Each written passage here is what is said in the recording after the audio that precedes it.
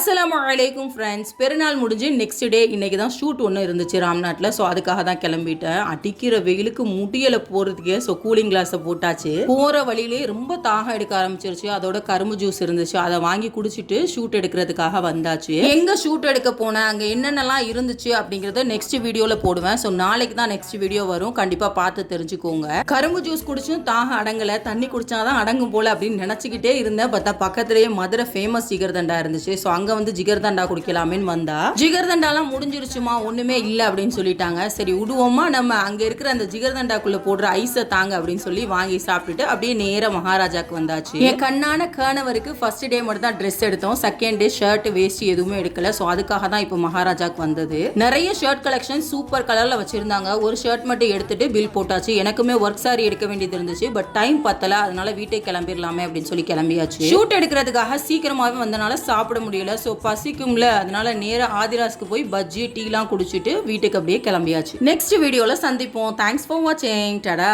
பாய்.